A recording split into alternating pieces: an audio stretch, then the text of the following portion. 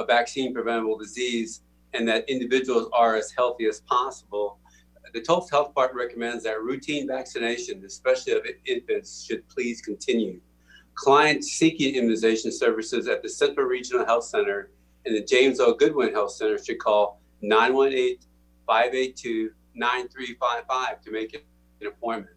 Measures have been temporarily modified to limit potential exposure for clients and staff while practicing social distancing here. Our testing continues this week if you have been exposed to COVID-19, to a COVID-19 patient, or if you're showing symptoms of COVID-19. Appointments are required, so again, call 918-582-9355 to schedule an appointment. We want to emphasize the importance of contact tracing of positive COVID-19 cases, particularly as discussions continue around the feasibility of lifting stay-at-home recommendations and reopening businesses. Contact tracing is a process used by public health officials to show the rate of community spread of an infectious disease by interrupting the chain of transmission. THC epidemiologists have been conducting contact tracing investigations related to COVID-19 since the first case in Oklahoma was identified in Tulsa County in early March. Due to your continued social distancing efforts, our data team has been reducing the R0 value since March 20th, which has greatly reduced the predicted number of infections and even better news, number of deaths. The model is set to a 4-day period, and we predicted a peak between April 17th and April 25th, likely to happen tomorrow on April 21st. Now that means we will not reach peak hospitalizations until from early to mid-May due to the time between becoming infected and when symptoms would be severe enough to need to be hospitalized. Until we are certain we are past both the peak of infections and peak of hospitalizations, it is important for everyone to continue our social distancing measures. We are also in the process of modeling different scenarios to support decision-making in regards to potential dates and actions where social distancing measures might be modified. The bottom line is that as long as this virus is circulating and people are getting sick and continue to die, we need to continue mitigation strategies. When we talk about reopening, there's no magic date right now. We just need to have the data continue to drive that conversation. And I know people are becoming anxious to return to a more normal life, but we have to remain vigilant in our social distancing efforts. We see it working, so we have to just keep doing it. We all have a role in this response, and right now the role of Tulsa County residents is to continue staying home and continue social distancing. Now, have had a lot of people reach out to me and talk to me and telling me how they feel about this and where they're at through these past 4 or 5 weeks. And frankly, it's okay to not be okay. You never want to ignore or deny how you feel. And it's okay to go through a wide range of emotions and feel the stages of grief. I mean, I've talked to people who are feeling they're in denial, or they're angry, they're feeling sadness, and then trying to really deal with what's happened these past 4 or 5 weeks. And I think some people might even experience these full range of emotions during the course of a day. You know, there's no rule book on how to feel during the course of a global pandemic, and where the rules and social norms of our lives really has changed. You know, just 4 or 5 weeks ago, we were used to seeing our colleagues at the office and hugging our friends and going to church and taking your kids to school and eating out at restaurants and going to sporting events, rooting for your favorite team and doing all those normal things. And even things like petting your neighbor's dog, which you can't now. You're not used to seeing, of course, every day on the news, a daily ticker on the television screens that are counting the deaths of people around the world in your country and seeing images of people in hospitals. And now that's become a daily occurrence. So, you know, if you aren't okay, it's okay. It's okay to be concerned about the loss of life, the conditions of our economy. And it's okay to be scared and frustrated and feel down. What I want to caution everybody is that you don't just want to stay there too long and allow these feelings to take you down into a spiral staircase of depression and despair. Hope is the key to everything. So the key, besides hope, is to find optimism. Let's all create faith, and let's all have faith that we will have a better future. And frankly, I'm not asking anyone to look at the world through rose-colored glasses. I'm asking you to look inside yourself and know that you have the power to overcome, and how you feel today, it will not be how we're going to feel in the future. You have the power to shift your perspective and turn any pain you feel into purpose and any struggle you feel into strength. So feel your feelings. Give yourself permission to not be okay, and then empower yourself with the tools you need to keep moving forward so that you can be okay ultimately. Remember, stay strong, stay aware, stay calm. And I promise you, better days are ahead for all of us if we stay the course now. Thank you for your attention. I'd like to introduce Mayor Bynum. Thank you, Dr. Dart. Please stand by.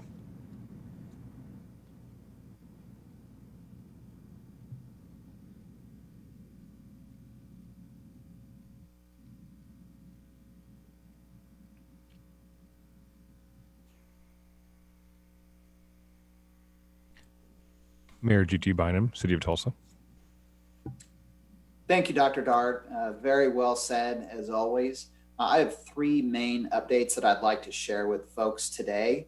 The first is just an acknowledgement and really, I think, a recognition that our community, through great struggle and sacrifice by people throughout our metro area, has earned safety in this.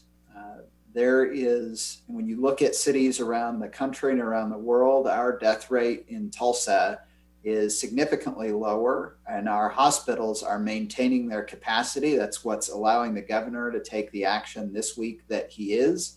And so I say all that, if one thing that I'm hearing from hospitals and physicians around town that is a concern is that there may be people in our community who, through great selflessness, are trying to keep that hospital capacity freed up for COVID-19 patients and aren't seeking medical attention when you need it. And so we certainly want to encourage people in Tulsa, if you feel like you're having a medical emergency, please don't try to tough it out at home.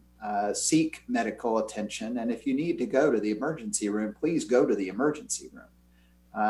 Thankfully, the work that most Tulsans are doing in social distancing has greatly reduced the number of patients that our hospitals are seeing across a broad range of infectious diseases because people aren't spreading them. The same phenomenon that applies to COVID-19 is applying to a lot of other things. So please know that the hospitals have the ability, if you need to see a doctor or you need to go to the emergency room, they're there to serve you. Please don't hesitate to seek that medical attention.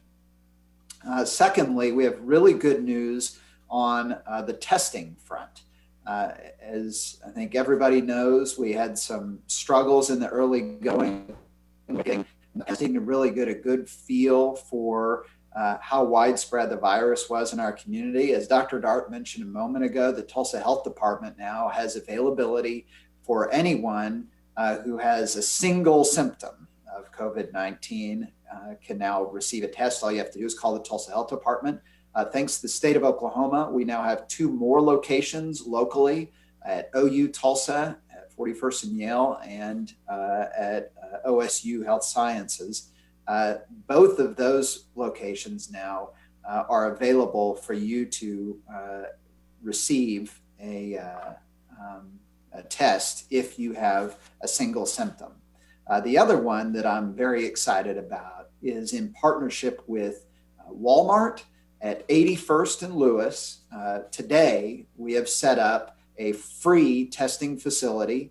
If you are a healthcare provider or a first responder, you don't even need to have a symptom. You can go there and get a test for free. You just have to call or go online and sign up in advance. Otherwise, if you're not a first responder or a healthcare provider and you do have a symptom, you can also, this is now a 4th location in Tulsa that you can go to and free of charge get a test. And to access this, the vendor that's providing the testing is called True North, and they're doing this in partnership with Walmart. And you can go to www.doineedacovid19test.com, and we'll have that link on the city website immediately after this briefing for anybody that wants it. Or you can always call them at 1-800-635-8611. And it is a self-administered nasal swab test, but they have medical professionals on hand to make sure that everyone's doing it the right way. Again, this site is supported by Walmart, eTrue North, and both the state of Oklahoma and local officials at the city of Tulsa to test folks who have, if you have a single symptom, anybody can go. If you're a first responder or healthcare provider, you don't even need to have a symptom and you can go there. I'm incredibly grateful to Walmart for stepping up and supporting our community in this way and at this time and bringing this vendor to us. We're one of the first cities in the country that Walmart is doing this in partnership with. Lastly, I want to discuss, again, the road ahead that we're focused on. As I mentioned last week, there's really two main considerations. Heard Dr. Dart speaking earlier about when, and that will be guided by what our test results are showing in Tulsa. And as the White House issued in their guidance on Thursday, as you heard the governor talk about on Friday, as you've heard Dr. Dart talking about, we're looking for a data that shows that it is safe to begin rolling these back. And then we will do those in phases. Now, I'm mindful that as we do that, we want to make sure that we're doing so in a way that protects the safety of Tulsans, but also allows our economy to re-engage. And to do that, I've partnered up with the Tulsa Regional Chamber to establish the Mayor's Economic Recovery Advisory Committee. It's about 20 private sector leaders from across all sectors in our community that can provide me advice as we're considering those different options in partnership with the health department and with the state of Oklahoma and our neighboring cities, what we need to do to safely re-engage our economy here in Tulsa at the earliest moment that it is safe to do so. And to speak more about this initiative, I'd like to turn it over to the CEO of the Tulsa Regional Chamber, Mike Neal. Thank you, Mayor. Please stand by.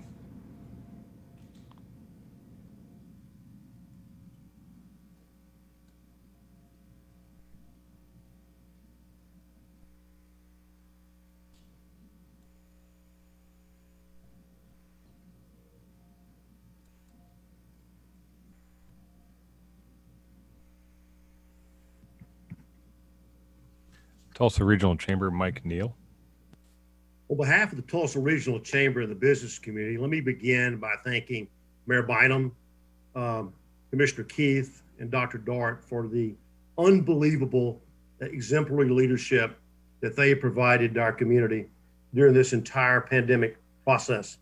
And on behalf of all the citizens, certainly the business community, it is sincerely appreciated. And I personally can't thank you, ladies and gentlemen, enough for the astonishing job that you've been doing.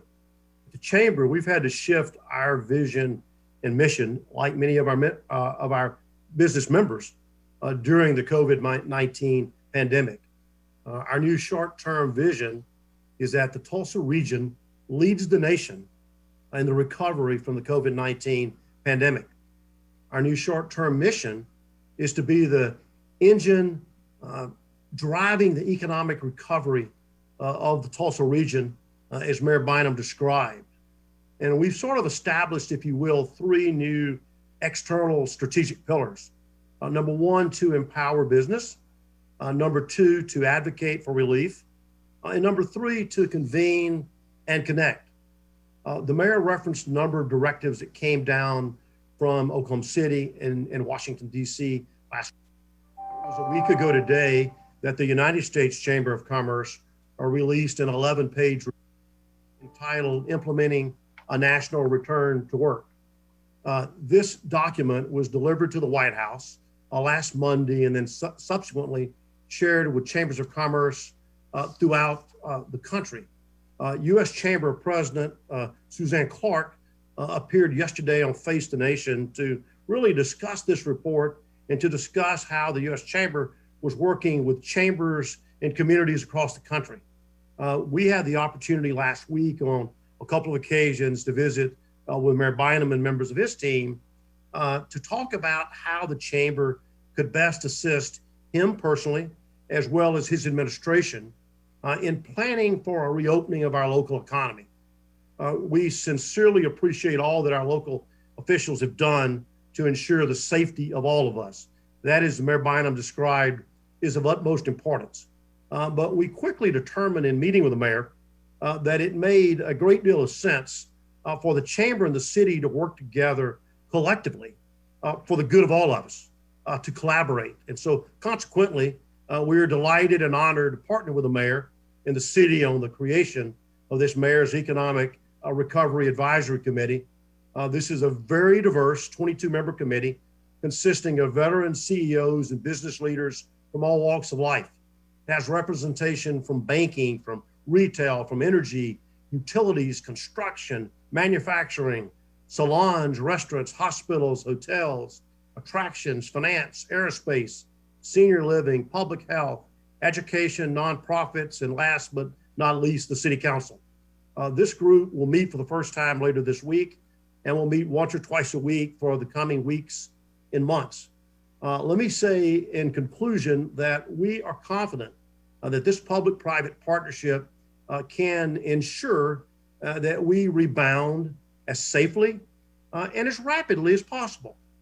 This committee will leverage the collective brain power of many of Tulsa's brightest leaders who have decades of leading businesses in our city and in our region.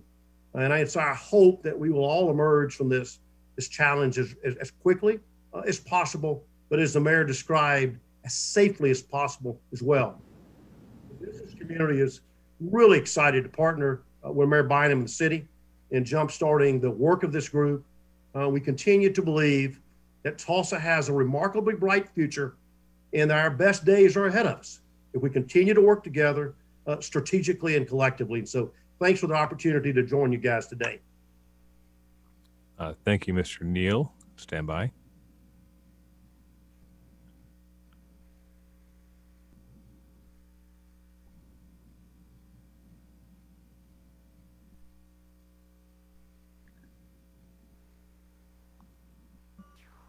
Tulsa County Commissioner Karen Keith. Hello, everybody. Today, in partnership with the City of Tulsa, the Salvation Army, and the Day Center for the Homeless, we're officially opening the old Juvenile Justice Building to accommodate some 55 men from the Salvation Army. Tulsa Transit provided transportation earlier this morning and all went well. Now, staff has been trained on proper hygiene and cleaning protocols.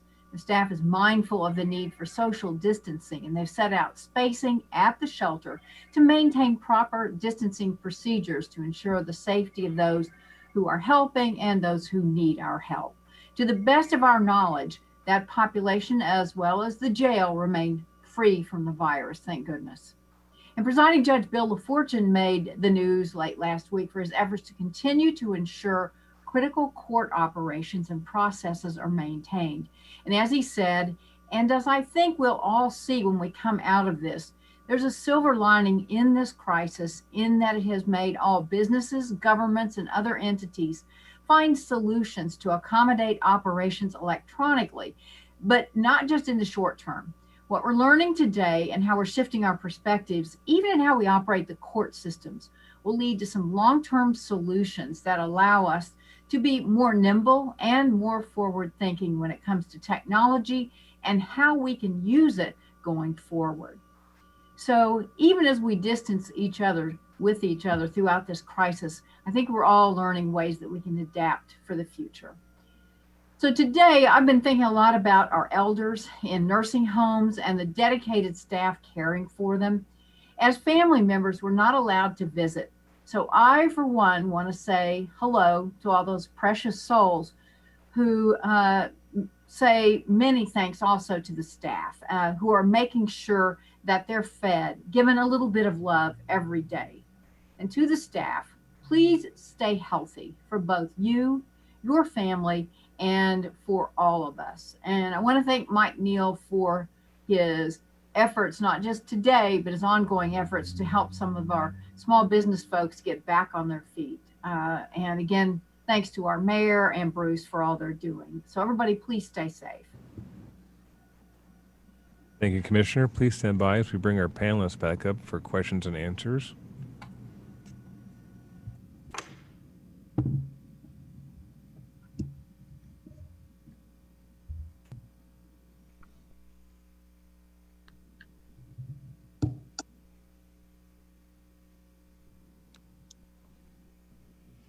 Our first question is for Dr. Dart from KRMG.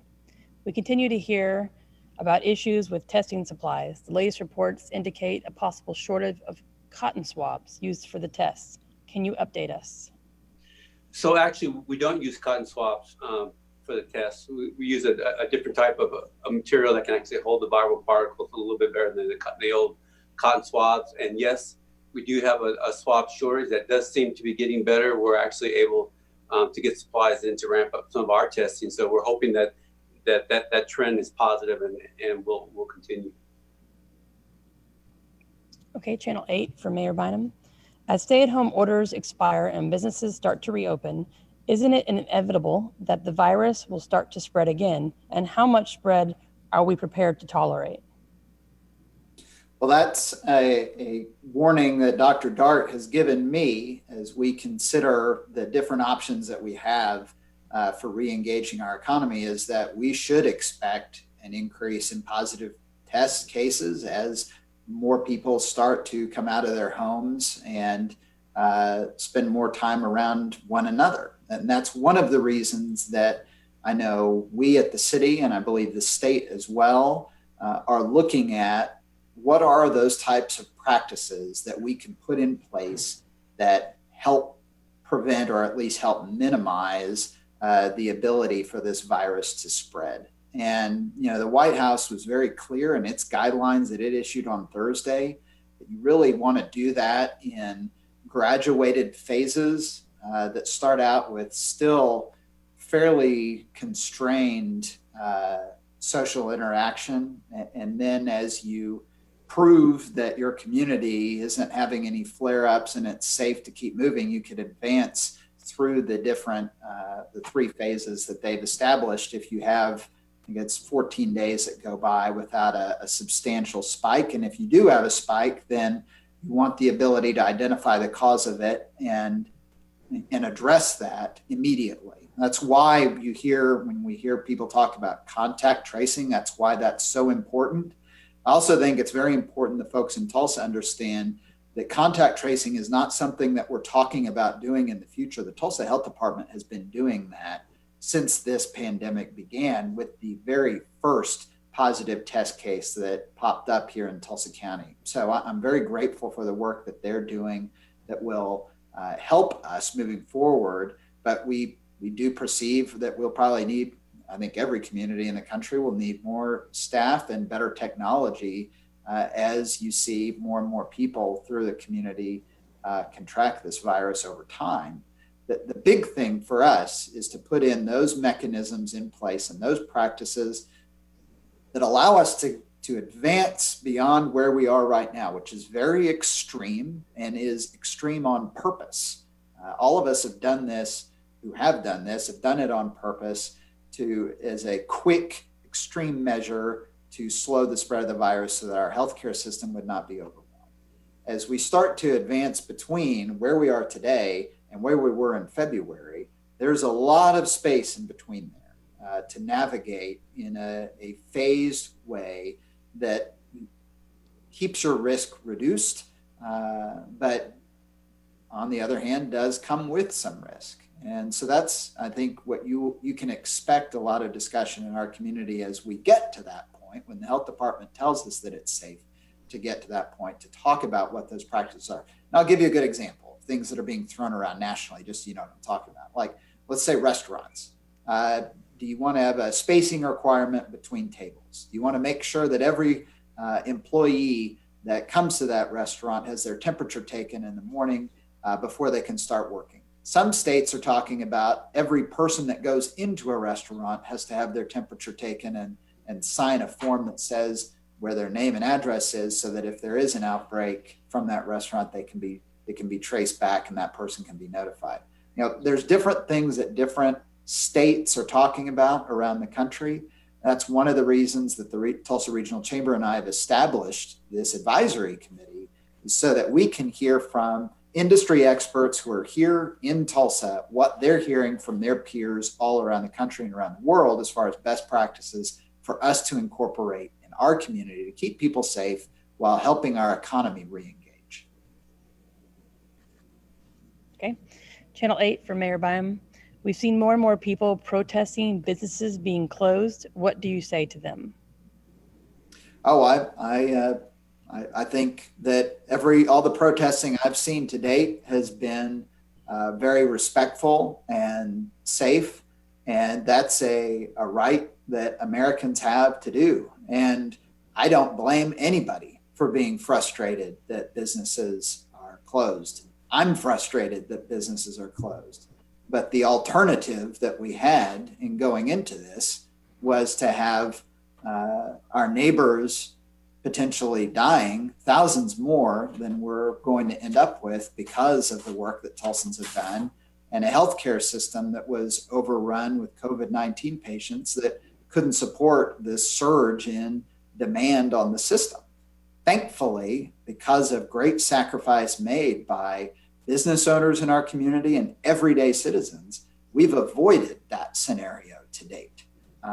But I don't blame anybody for being frustrated. And certainly if there's a constructive way and an outlet for them to go about expressing that, I support their right to do that 100%. Okay, Dr. Dart from Channel 6. We've been told of a Tulsa patient who is thought recovered, but now has active infection. Is this a new infection or a reactivation? And what does that mean for community spread? You know, we're still trying to understand the pathology of this virus, and frankly, we have had people who have tested positive after we thought they were recovered. Frankly, we don't know, is this a relapse of their original infection, or did they not produce antibody and now they're reinfected?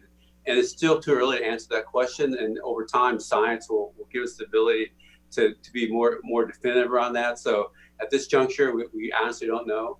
I'm hoping it's more of a relapse than a reinfection, and time will tell. Okay, Channel 8 from Dr. Dart. Every day, the public sees the new numbers, but for the average person, what is the takeaway? When should they be concerned?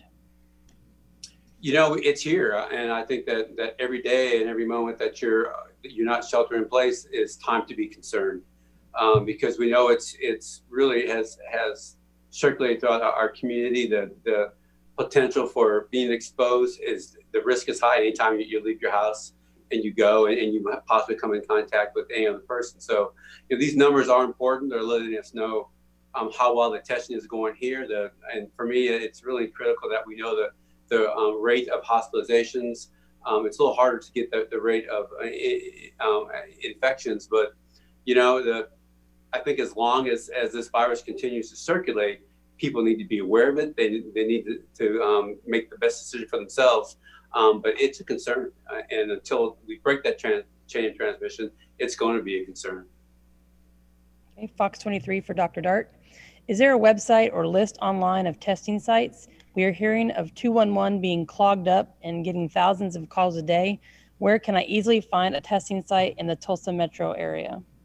So we don't list those sites. The mayor told you about Walmart, but we intentionally don't list those sites because we don't want chaos really to occur at the site, and that's why we're doing these each test by appointment only, so that we can maintain control and actually keep both the public safe and our staff safe. And I don't, I've talked to 211. I'm not sure how many calls per day they're getting. I don't think it's thousands, but that's really irrelevant to this conversation. That eventually, when we are able to open up and expand testing even more, and we can broaden the criteria for who gets tested, at that point, we have multiple testing sites. We'll be able to list that. It's just too early to do that right now. Okay, Channel 8 for Dr. Dart. What kind of daily increase is acceptable, and what will become our new normal? What happens when we begin to have a decline in the new daily cases? So that's what we're looking for, and as you probably don't know, but we see an increase over the past 5 days, And now as we talked earlier, we're expecting our peak sometime this week, and we want to start to see that those cases go down. And I think the guidance from the Washington D.C. is that we need to have 14 days of those numbers going down before we start talking about slowly and gradually opening things up. And those here we have much less dense population, but it's still important that over a very specific period of time we see numbers go down and instead of trending up, so that we can actually start having that conversation about what truly opening up actually means. So we watch it every day. Matter of fact, we're going to start putting in data out that shows on a graph form what the daily number is, so people can really see that information. So they see for themselves that numbers are going up and down, and then so we can all start having conversations about opening up. We can start from the same place. Okay, Dr. Dart from Channel 6. Governor Stitt's office says hospitalizations in the state peaked 5 days ago. Why are the models in Tulsa showing hospitalizations won't peak until mid-May now? Because we look at our numbers here. The state's looking at numbers statewide. We're looking at specifically Tulsa County numbers. The data is what is telling us what's happening here in Tulsa County. We know that if we have a peak of infections, there's a lag into when we're going to start to see that peak of hospitalizations, and our model is showing us the peak's going to happen this week. So we expect to see the hospitalization data in a couple weeks as well. So that's we're here on the ground. We get to see it every day. I feel really good about the numbers that we talk about here in Tulsa County, because we're actually reviewing those numbers on a daily basis. So and I think it's harder to look at numbers on a statewide basis if you're not there on the ground dealing with the issues that result in those numbers in the first place. So I'm confident that our models are as accurate as they're going to be with any model based on assumptions. Excuse me, because it's my throat. And so, but I think we're pretty clear about where we're at, and I think that the data is telling us how to move forward, and we'll continue doing that. Look on the wrong tube. Dr. Dart from Channel 6. The FDA pulled the conditional approval it had granted for a lot of antibody tests. Are the clinics here that were doing them still doing them? I'm not really sure, because we're not getting those test results. So I honestly don't know. We're working with the state now to really try and set up antibody testing so that we know it's done with FDA approved equipment, and that the results are we can actually verify it. And we just don't know where that's at now, because we initially had one test that was approved, and supposedly there were quite a few that were done by emergency order, and frankly, as you said, they were pulled. So we're not sure, in all honesty, of what's available and what's reliable. Okay, Fox 23 to Mike Neal. In addition to the coronavirus, we have had an oil crisis. Right now, the prices for oil is only 10 cents a barrel on Wall Street. How devastating is that to the Tulsa Metro?